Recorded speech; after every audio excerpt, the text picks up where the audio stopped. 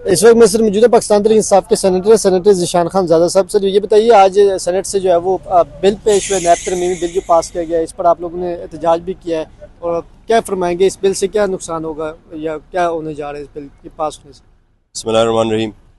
देखिए, जो तरमीमी बिल एक तो जिस तरीके से पेश हुआ, पहले तो हमने एहतजाज इस बात पे की कि नॉर्मली यह होता है कि जब पेश होता है तो उसको कमेटी में रेफ़र किया जाता है, उस पर बहस होती है, उसके बाद फिर जाके बिल पास होता है। इस पे पेश हुआ और चेयरमैन साहब से गिला भी हमारा बनता है कि उन्होंने किसी को मौका नहीं दिया कि उस पर बात हो।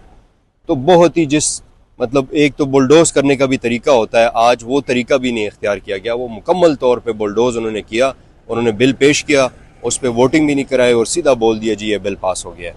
तो एक तो ये हमें बड़ा अजीब लगा, जिसके ऊपर पर हमने एहतजाज किया। दूसरी बात ये है कि बिल के पास होने के बाद फिर उन्होंने जब मौका दिया अली ज़फ़र साहब को, तो उन्होंने बताया ऐवान को कि इसमें असल में है क्या।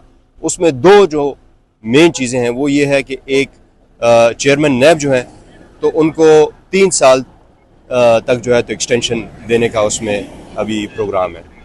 और दूसरी बात यह है कि जो अपील्स हैं आपके नैब के केसेस जो आपके होते हैं, तो अब वो सुप्रीम कोर्ट के बजाय वो कॉन्स्टिट्यूशनल कोर्ट में लगेंगे, आईनी कोर्ट में लगेंगे। तो अली ज़फ़र साहब ने फिर उसमें यही बात की कि भाई ये आप जब सुप्रीम कोर्ट है तो इसको आप आईनी कोर्ट में क्यों भेज रहे हैं, इसमें तो कोई आईनी बात है नहीं, ये तो क्रिमिनल केसेस हैं, आप उसको आईनी कोर्ट क्यों भेजना चाह रहे हैं।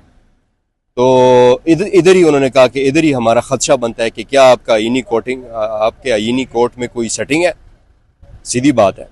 तो ये इस तरह की चीज़ें जो हैं, आज आप अगर देखें कि हमारी हम आजकल हालात क्या चल रहे हैं हमारे मुल्क में, हमारे ख़ित्ते में, बल्कि हुकूमत खुद ही खड़े होकर ये हमें कह रहे हैं कि जी आप छोड़ें, ये जो तरमीम है आजकल इन चीज़ों पे आप एहतजाज ना करें, जो ख़ित्ते में हालात चल रहे हैं।